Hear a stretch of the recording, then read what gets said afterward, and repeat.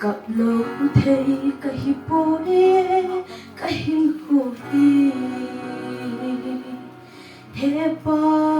idinga hitsan loma ngày lu na ngày chân lo cất chân lom lo mi te maya nay hin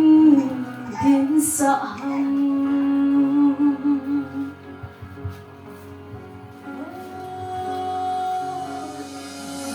ngày vui đang phải kiếm lên đô xin cần đô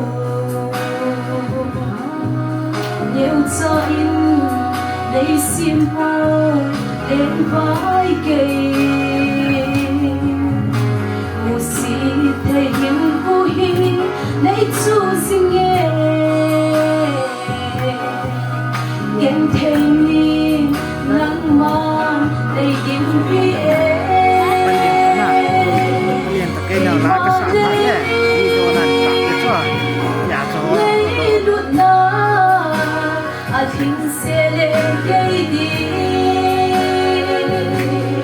kiếm nắng hoa cơn tây nắng thổ đang lên hiên à ba hè ba nó cũng đã nói gì ngày ngày đuột na làm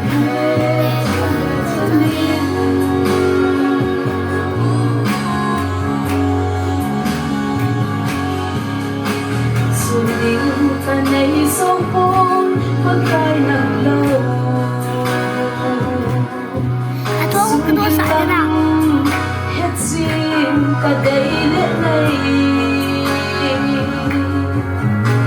say xí để xa bi nắng hoa sầu lâu cả miệt khi thì hương cả lên Giêsu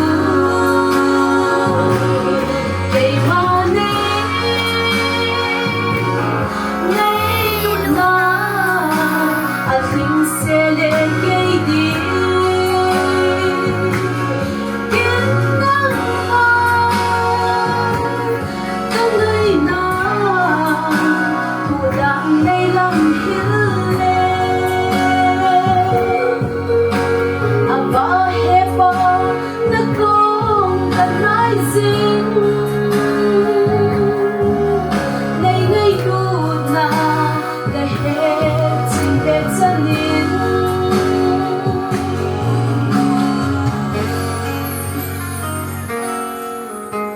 hạnh phúc thầy nắng cất lên yên tạ rồi lâu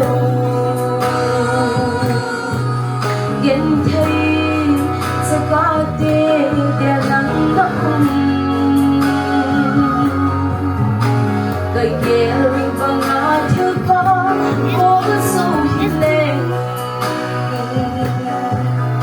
cả mình ngày xin na ngày buồn nghe ngày mà đi ngày luôn na Alhing sẽ lên cây đi kiếm nắng hoa các ngày nào thổ đang lấy lòng hiên lên à ba hè ba nó cũng đã nói gì ngày ngày lụt nào ngày hết xin về chân nín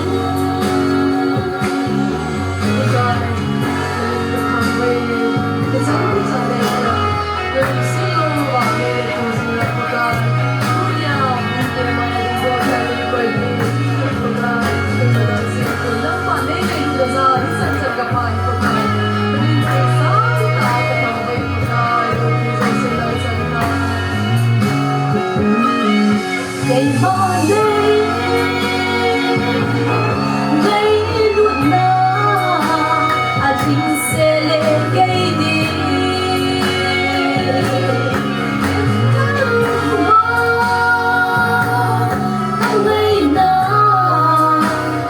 đang đây lặng hiến lên